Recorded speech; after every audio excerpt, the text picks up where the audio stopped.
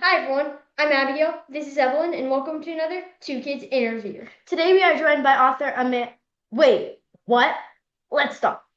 Gil, what's happening here? Miss Stern, is it?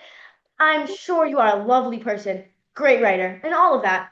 But I canceled plans and rearranged my schedule because today you told me we were interviewing Fiona Rosenbloom, the author of You Are So Not Invited to My Bat Mitzvah. And I hope you're not offended, but I don't know who you are, and I had a lot going on today. I do not think Miss Stern would be offended, and I did not lie. The only thing I could think of you not lying doesn't make any sense. I know that sometimes Jewish people use a different name that doesn't sound Jewish, but both names are clearly Jewish names. Well, Miss Stern uses three different Jewish sounding names for her books. Then welcome to the show, Miss whoever you really are, and we are thrilled that you are here with us. Well, thank you so much for that introduction. I'm deeply sorry that you canceled all your plans to talk with Amanda Stern. Would you like to meet Fiona Rosenbloom? Yes. Okay.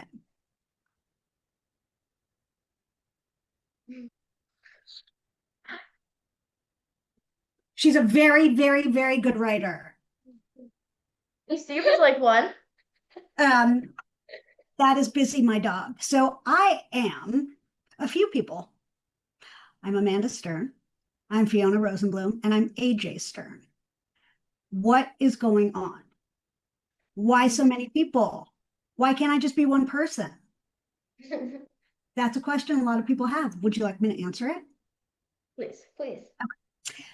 So when I wrote the Bat Mitzvah books, I had already come out with one novel for adults under my name, Amanda Stern. And the book that I was approached to write, I was actually approached to write the Bat Mitzvah books by an editor for a company, asked me if I wanted to write kids' books, and I had no intention. That was just not where I saw my career going, and it's not what I had in mind for myself. And I said no. And so she just sort of pursued me. And I finally relented when she told me how much money they would give me for the book. And so I said, oh my God, yes, I write for kids. So I said yes, but to avoid confusion and to have two separate careers, one for kids, one for adults, I want to choose a different name. I want to write kids' books, these kids' books under the name Fiona Rosenbloom. And I'll tell you how that name came to be. But so I just decided it was a smart move so I could have two distinct different careers and people wouldn't get confused. And so that's what I did. And at that time, it was 45 years before you were born. And not really. But it was a long time before you were born. And at that time in the literary world, there weren't a lot of crossover writers. There weren't a lot of writers of adult literary fiction writing kids' books under their own names. It just wasn't something that people were comfortable or familiar with. So I just thought I'll just preemptively make this easy for everyone and came up with that name. My mother's maiden name, the name she grew up with, is Rosenbloom. And I have never felt like I am an Amanda. Just never felt like that's my name. And so one time I asked her, do you think that you named me correctly? And she said with no hesitation, no, I didn't name you correctly. And I said, all right, well, so if you had to do it over again, what would you call me? And again, no hesitation. She said, Fiona. And I was like, okay, fine, Fiona Rosenbloom. And that's how I came up with the name. I want to talk about something that I think is way more shocking than the name thing. You Okay. didn't have a bat mitzvah. What? I know, although I do want to point out, if you want to have one, I'm connected and can't make it happen, just saying. But what is the journey from not having a bat mitzvah to the book? So because the book wasn't something that I came up with, and someone approached me and said, hey, do you want to write about bat mitzvahs? And I said, okay. And then I developed the book. I realized I don't actually know how to have a bat mitzvah because I didn't have one. So my best friend at that time had a bat mitzvah, and she had still in her possession like a box of all her bat mitzvah preparation stuff. And so we flew to Arizona, where she was from, and we went to her basement in her parents' house, and we like dug up all of her bat mitzvah stuff, and I studied it, and I talked to some rabbis, and I talked to some kids, and then I sort of got the sense of, what really happened. The sort of imagining of it. It's not hard for me to imagine that experience of nerves. Like that's just how I am anyway. I can imagine being nervous all the time. So I didn't have to research how to be nervous for something like that, but I did have to research the actual goings on and the preparation. So I did that, and it was really fun and funny. Do you want to know why I didn't have a bat mitzvah? Sure. Okay. No reason. I just didn't have one. We didn't really grow up with any sort of religion. I grew up in the village, and we were just sort of free spirits.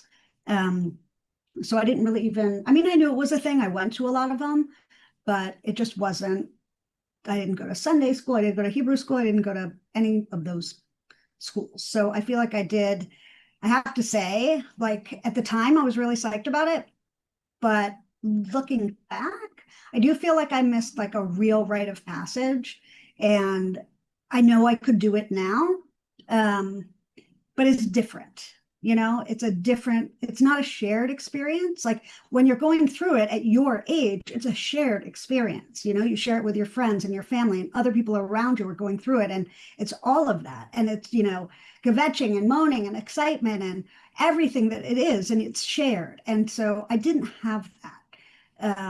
And looking back now, I wish I had.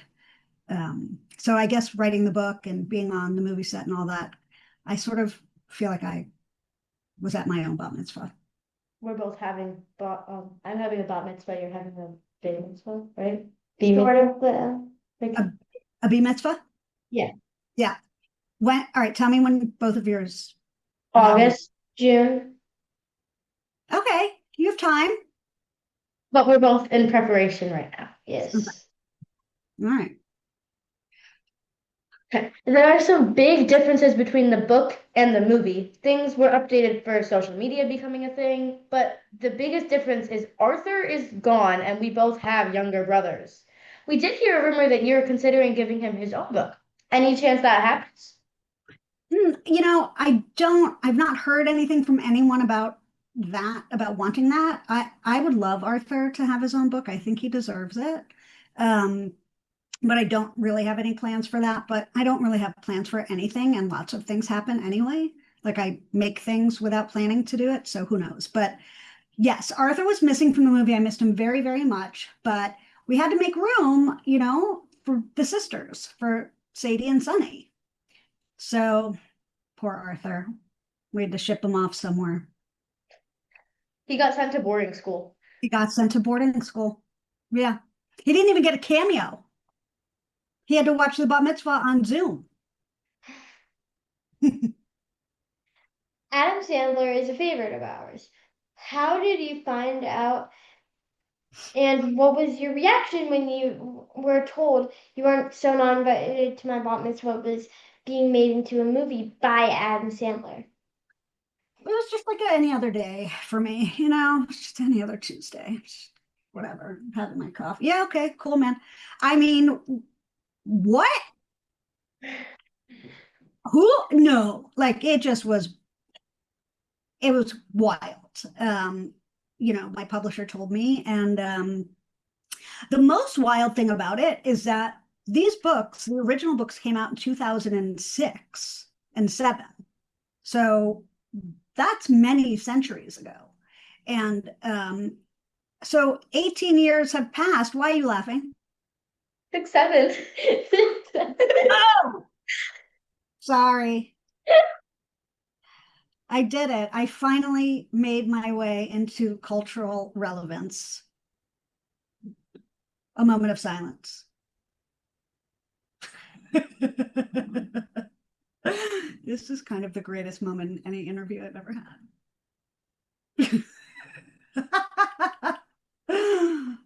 May my memory be a blessing. Um, can we roll? Why did you mute it? Oh, you didn't mute it. Okay. 6, 7. I didn't say that. I said 2000 oh, I did. You're right. You said 2006 and 2007. You said 2006 or 7. Okay, but can I confess something? I don't understand really what 6, 7 means. Like it means nothing, right? But it I means mean, something. it means something. It's like the height of a basketball player. Well, I mean, it's how tall I am. I mean, I learned it as 7, 8. So 7 was jealous of 9, so 7, 8, 9.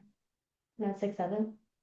Oh, well, yeah. Oh And then no. it's Aaron Judge's height too. It is? Yeah. Go on. Tall. All right. So it came out in those years. And then 18 years passed between those years and 2000 and whatever year I learned about the movie, 2022 or something. I mean, that's a lot of years.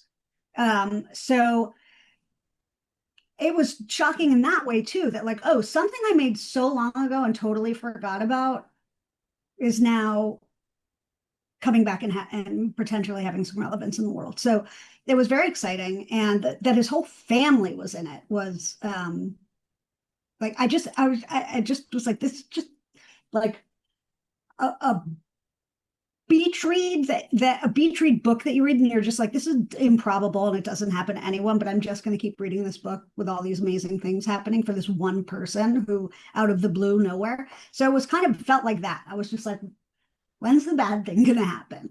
And so it was amazing. And then they flew me to set, and I was on set for a week, and I was in a fancy hotel, and that was covered, and they paid for all the fancy food, and I had a car and driver. I had my own, honey, what's it called? Come on, trailer. Thank you. I had my own trailer, and it was just amazing. It was like, I was just walking through the whole production and right onto the set, onto like the set, and just Did you get to Adam see them filming? Yes, a whole week of it, a whole week of it. And Adam was the nicest, loveliest human being. Do you want to know his nickname for me? What? He asked me where I grew up, and I told him I grew up on McDougal Street. And so, like 2 minutes later, he's like, "Hey, McDougal, come look at this!" And he just was calling me McDougal. It was the best thing that ever happened to me. I was like, I never want to leave your side because I love this nickname so much. So he called me McDougal. Maybe that can be the name for your like if you have to make up another name. Maybe I think he was confused too about my name. I think maybe McDougal saved him because he was like, I don't know who this is. It's like, is her name Amanda? Is her name Fiona? I don't know. I'm just gonna call her McDougal. And that was fine with me. He could call me Street and I'd be okay. And what was it like seeing the movie? Okay. So I was sent a screener of it so I could watch it before other people. And I decided, my best friends from college and I were going away together in like a month and a half. And so I decided not to watch it. And I was going to hold off and watch it with them. And so it was a very, very difficult thing to do. But I persevered. And we went away and we watched it together. And I sobbed like a little baby at the very end. But I loved it. I just loved it. I thought, on set, Adam was apologetic about the things that they got rid of and the things that they added. And I was like, you're Adam Sandler. Like, you can Adam Sandler my whole life and I would be psyched about it. Like, no, like, I'm sorry that I wrote a book that had to be changed for you. Like, it was a ridiculous thing. But I just loved it. I thought it was great. I loved what they did. It was different. It's like the kids in my book are not wealthy. The kids in the movie are wealthy. It's just a different type of bat mitzvah. The focus is on something else.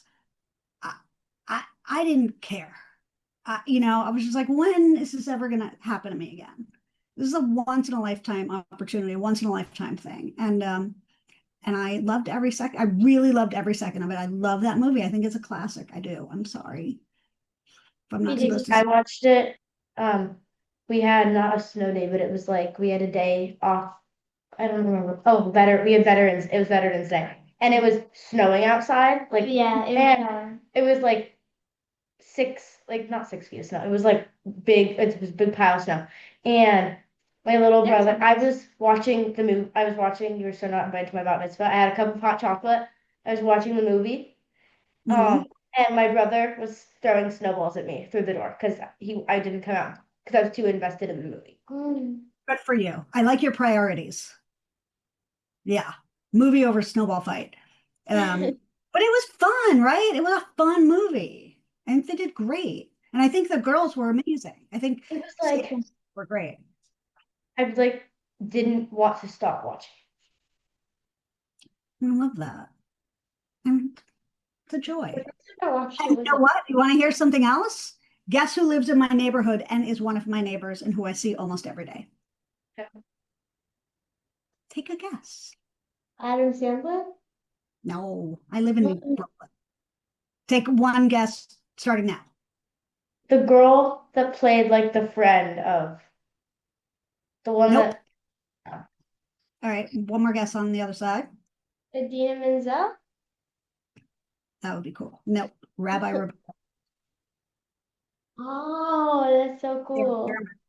Yep, I see her almost every morning. She's awesome. Awesome. does she And ever remind you like she how to dresses do like Rabbi Rebecca. No, we know each other. Yeah, we're Did friends. you know her before the movie came out? Nope, nope, nope. Is she an actual rabbi? No, she is an actual actor, an actual comedian. She's on Saturday Night Live. Nice. Saturday. Books being banned is becoming more of a problem. Even in parts of New York, just a couple towns over from us. Yes, reading should be protected and that people should be given the opportunity to feel bright enough and smart enough to uh, know what reading can and can't do. Like reading cannot make you a different person. It cannot make you anything. Just like I can't make you anything. You can't make me anything. You'll do something, maybe I'll respond or react or have a feeling. You didn't make me have the feeling.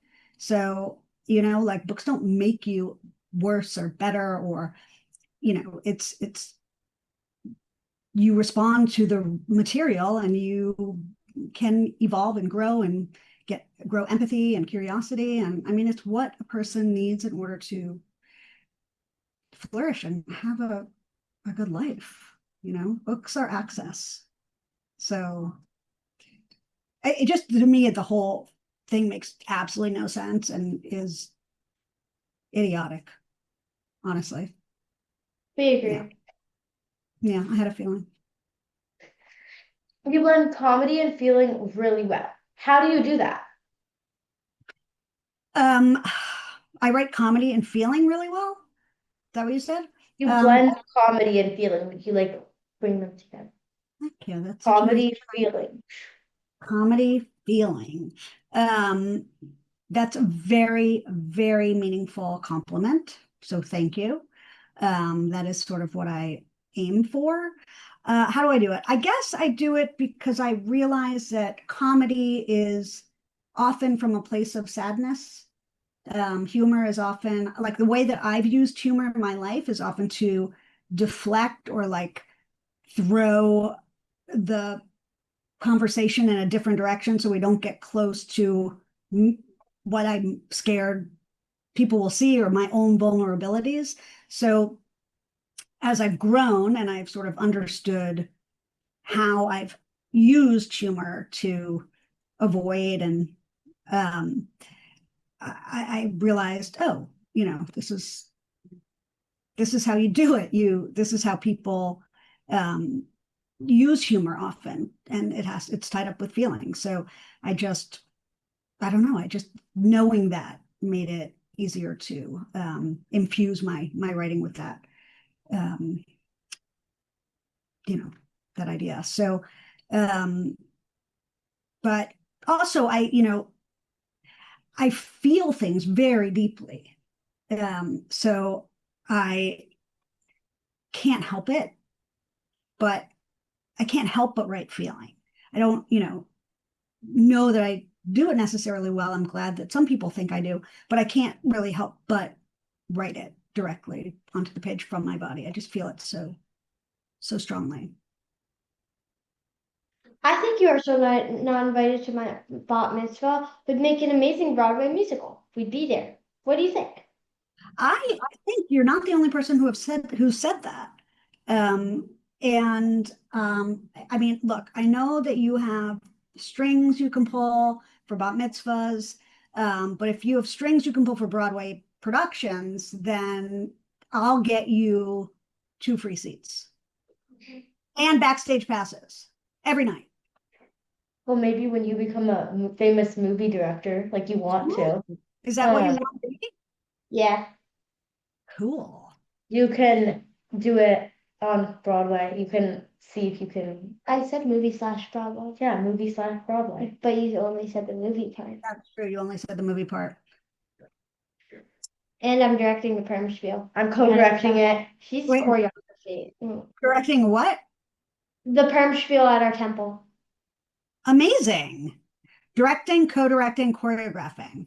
She's choreographer. I'm director. You're like Yeah. Abigail's the head director, like Mhm. director of vocals, director of acting, director of. Sure. You're like the director of basically everything. Like you're like the boss man. You're the boss lady, boss man, boss Human. boss Boss. human, How about just the boss boss? Abigail. And The boss. then I'm like I make all the dances and stuff. But I'm Esther. yeah, I'm also the lead. That's amazing. That sounds great. I'm psyched. I mean, I'm waiting for my ticket. Yeah. Are you gonna post it on YouTube? Probably. Okay, let me know. I'll watch it. Besides reading a lot, what advice do you have for young writers? Besides reading a lot, I think young writers should write. I also think they should spend time alone in silence. It is not the most appealing thing to do for a young person, but that is when you know what you're thinking. That is when you are becoming closer to that internal voice inside that is the writer. Your writer lives inside your head and inside your body. And we have so much coming at us all the time that we often forget that, like, we have our own thoughts. And sometimes we don't know what they are separate from other people's thoughts or in relation to other things that we're watching or experiencing. So I think that, like, no matter where you live, you can take a walk. You can take a walk in your garden if you have one, down the block if you have one, to the park if you have one. Like I think walking alone, no music, nothing. If you have a dog, that's like the ideal thing. Every single day, I walk my dog obviously a lot, but every single day I take a long walk with my dog, and I do not put on my AirPods. I just think and I figure out my stories, or I'm open. Like sometimes brand new ideas for short stories come in my head, or novels, or so I think, I'm working with a young student right now. He's 13. And one of my assignments for him was spend an hour alone this weekend. You are allowed to read, you're allowed to write, but you are not allowed to watch TV or go on your phone or anything. I just want you to be alone, and it's going to feel really weird and uncomfortable, and that's great. Get used to it. And he did. I'm so proud of him. When I'm bored, my dad always says, "You should be one with your fonts." I don't like when he says that. One with your font? One with your thoughts. Like with Oh. You should be one with your thoughts. All right. Well, you know what I want you to say to your dad, who's probably sitting right there? There is no should. All right. So you say that to your dad, and then you secretly There is think, no should. yes. But then right after you say that, you think, well, what is it that he's really saying to me? What is it he's really saying to you? Do you know? Think. Actually, like think. All right. But I would add one thing to that. Thinking is great, but it's not the only thing. Thinking and feeling, knowing what you feel, is the other part of thinking that is often overlooked. Feeling and knowing, like, oh, I have a tightness in my chest. What does that mean? Maybe it's something. Am I mad at someone? Are they mad at me? Am I nervous? Am I anxious? Am I feeling dread? Why am I feeling this? Knowing, like having that communication with your body and your emotions in your body is the other part of thinking. And so the I think that, you know, I wish that someone had explained all this to me when I was a kid, and that, you know, that I could have started to understand my emotions more that way, because emotions are like overwhelming and no one really talks about them or explains what's happening, and you don't always know what's happening. And so I think that thinking and paying attention to what you feel is together is what real thinking is. You're welcome. But I'm right. Next question. What author has had the most influence on you? Well, all right. So this is tricky because I don't read a lot of kids' books. I read, you know, in my soul, I'm a writer of literary fiction for adults. So the kids' books that I've written, and I've written a lot of them, there are 11 of them, are it's just a joy. It's like writing a book of literary fiction for adults is really, really hard. And it just takes so much energy and robs my soul of its joy often. And writing kids' books fills me with joy. So I tend to study a lot more literary fiction writing by reading a ton of novels, and I'm influenced by a lot of writers in that way. But I don't read a lot of kids' books. But I will tell you who influenced me growing up. How's that sound? So I loved, obviously, Judy Blume, Hail to the Queen. And I know you interviewed her, so props to you. You're a total star a while ago, but it's still legit. I mean, you're taking that all the way through the rest of your life. You know that, right? Like when you're 60, you're gonna be, well, I interviewed Judy Blume, so what have you done? That's how I want you to wield your power.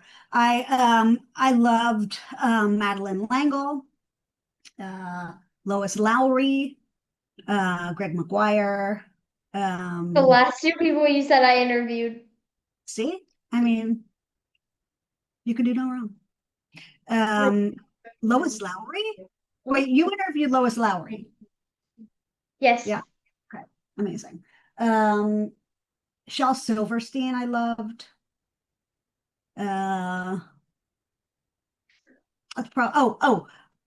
Danziger. I bet you don't know who that is, do you? She was great. So yeah, I want to hear who influences you. Who do you like? A lot. I don't Okay. know their names. I just like the books. All right. I'm gonna boss you around right now. Alan Gratz, Okay. You have to know the name Riordan, of the authors. Who? What? Rick Riordan. Oh, um, you have to know the names of the authors because those are the people who wrote the book you love. So It's like, wait, I'm trying to think. My favorite book. I'm trying to think. J.K. Rowling? No. part of remembering the book that you like is remembering who wrote it. A book title is Suzanne not complete Collins. without the author. Suzanne Collins. Okay. All right. No, I wrote his name down so I could Yeah. get more books by him, and I Now can't you know remember what what his name. being interviewed is like. It's like that. That is what it's like. It's It's like like, I literally wrote his name down like a couple inter- weeks ago What to did get. you write? I can't remember to get more books by him because I read one of his series and I really liked it, and I want to read more of his books because I hope you find that piece of paper or that app note. I read more like adult, like young adult centered novels. So Okay. When I graduated. mm, What was that? I'm I was just missing all gonna. the good little asides. I said that's what most people in our grade read. We're like at the young adult level, the very Oh, beginning. No, but it's not like the level like I read like not that maturity, but like I read dark stuff. Oh, mm, great. That's awesome. like You're scaring me now. Mm. it. What are you writing now? I'm working on two books right now. One is a nonfiction book of sort of philosophy and psychology infused together with a little bit of art. And the other is a novel for adults.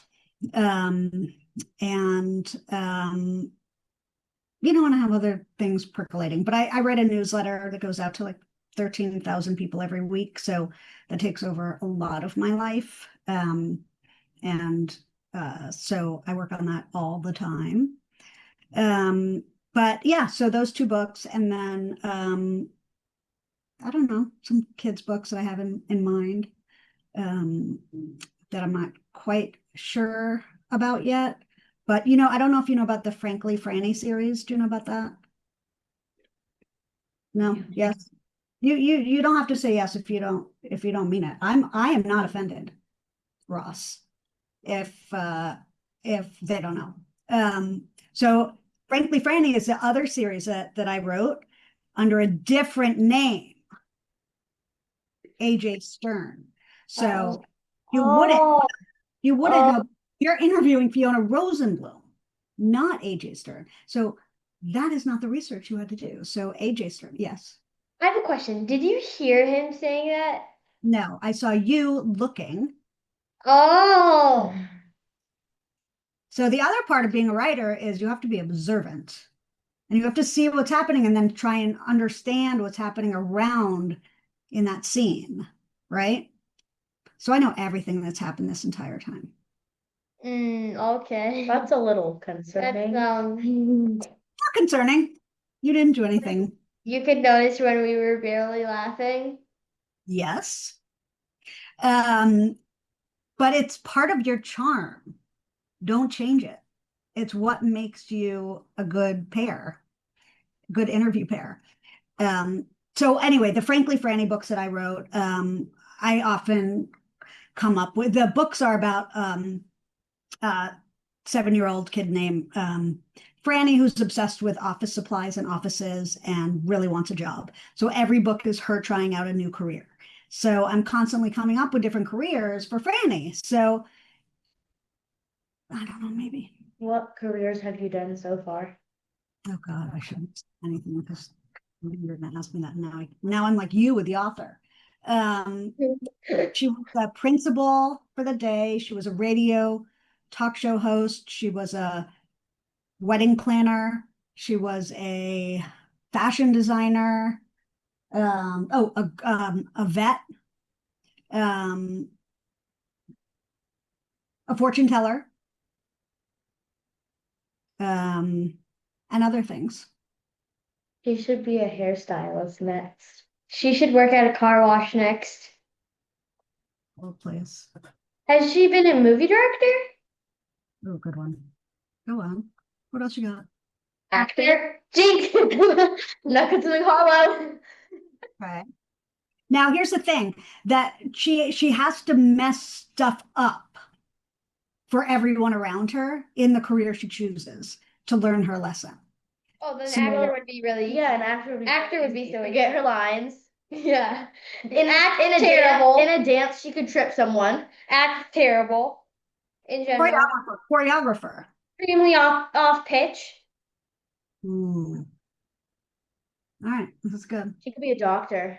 I was thinking she could be yes, she could be a politician. That would Mhm. be interesting. You really mess things up. Yeah, it's fun, right? Or a rabbi or a cantor. Cancer. I know where to do my research. Or or a person who makes balloons. A clown? A clown. Balloon animals. Pacha.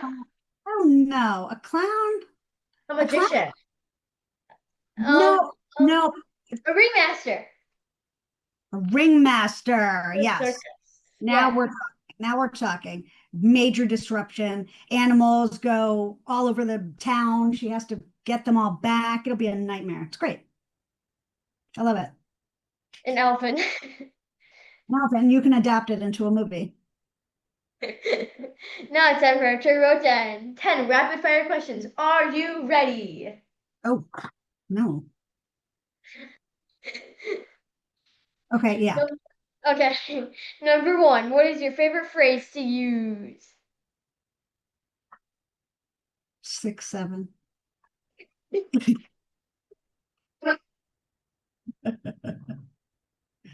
I don't know what that is. You go 6, 7. You do? 6, 7.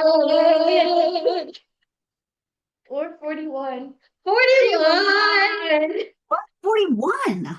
A kid, like tried to multiply 6 times 7. That's 42. Yeah, but they got it wrong. So Oh, 41. So 41. okay. 41. My brother goes around saying All right, 41. I'm gonna make My 41 brother part of goes my around saying repertoire. 6, 7. 6, 7, 41. Those are my favorite That phrases. screams my ear. My Huh? brother ear. Yeah, my brother screams in my ear 6, 7. You can sue him. Yeah. What is one subject? Oh, number 2. What is one subject you'd love to learn more about? Philosophy. Number 3. What is your go-to snack food? Oh my God. Guys, I Copycat. don't know about this part. My go-to snack food. Um, I'm so boring. I got a good one. Popcorn that I make. Number 4. What was your favorite book growing up? I think it was the entire Ramona and Beezus series. Number 5. If you could teleport somewhere right now, where would you go? If I could do what? If you could teleport somewhere right now, where would you go? Oh, Barcelona, obviously. Oh, I I went mean, there. Oh, I'm going there. I'm going there this December. You are? Yeah. I went there in August, not like last August, but like what the are you August. going for? Um, well, we're going on a cruise, and that's where it starts. That sounds amazing. I'm not going on a break. I love Barcelona. So nice. Number 6. Yeah. If you could have one superpower, what would it be? Hmm. One superpower. Um, I mean, I guess the most obvious one, which would be invisible. But I don't think that's the right answer. But it's the answer I'm going to give now. And if I come up with another one, I'm going to just yell it out. Okay. You know, the best power is the power of everything. Magic. Yeah, but that's just greedy. Oh, my superpower would be um, that I don't know how to phrase this, but that I could make things um, self-replicate. So if I had like $10, I took out of my bag or my wallet to pay for something, that automatically $10 would be left behind because I just self-replicated it. I would Or probably want to be like almost like a genie, but like where I could grant other people wishes. I couldn't grant myself wishes, but I could grant other people all the wishes they want. Because oh, you're a do-gooder. That's a good other one. people. But if you have the power of everything, then you could save someone in any different type of situation. That is true. Oh, what about the power of time travel so that you could save people in the past knowing what you know now.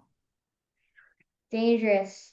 Dangerous. Real Have you dangerous. seen Have you seen Star Trek, Yes. the original series? McCoy tried to save someone in the past, but that like completely I did know. It bad stuff to the future. wouldn't go well. It would be really bad. I take it back. Oh, here's what I would do. Here's my superpower. Okay. My superpower would be to take all of Elon Musk's money and Jeff Bezos's money and do with it what they should be doing and are not, and change the world. Thank you. That's my superpower. Number 7. What was your favorite cartoon as a kid? All right, so don't be mad at me, but you mean TV cartoon? Any cartoon. Oh, well, I loved reading this is boring. I read like the funnies in the paper, but I loved the Peanuts. The Peanuts was my favorite cartoon. I didn't grow up with a TV, so I didn't watch. I know, very sad for me. So deprived. I like Snoopy. I like Snoopy as well. Doesn't my dog look like Snoopy? Just say yes, even if you don't think so. You have to just say yes. I mean, some things you just have. the nickname at school some people have for me is a beagle. What? Why? You've never heard Wesley call me a beagle?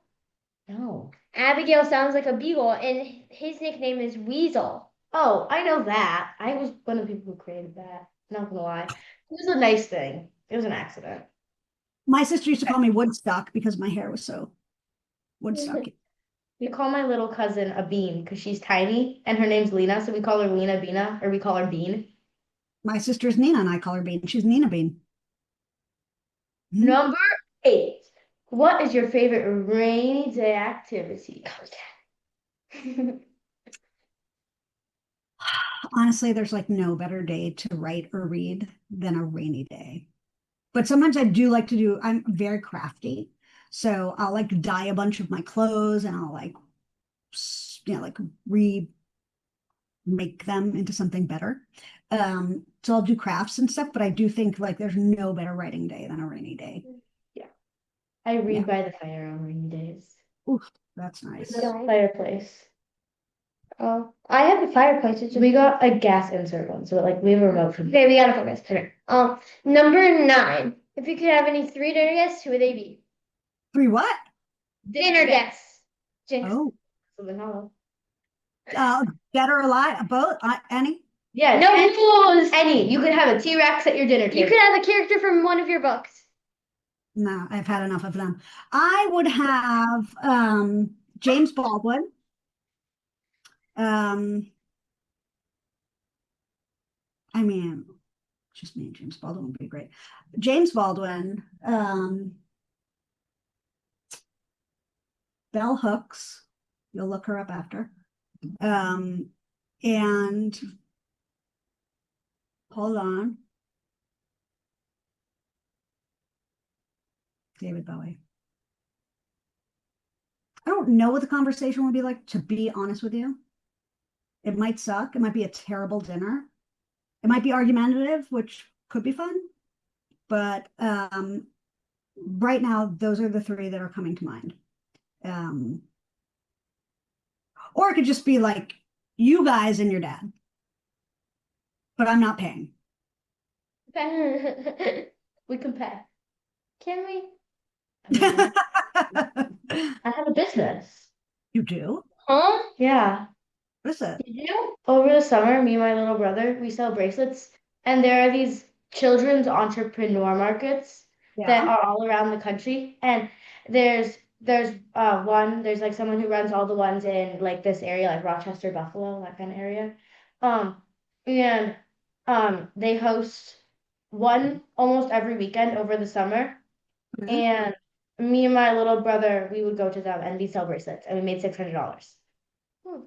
You can take us to dinner. I'm sorry, my light is really bad here. That's amazing. I think I just made the light worse. Number 9. Number 10. What was the best piece of advice you were ever given?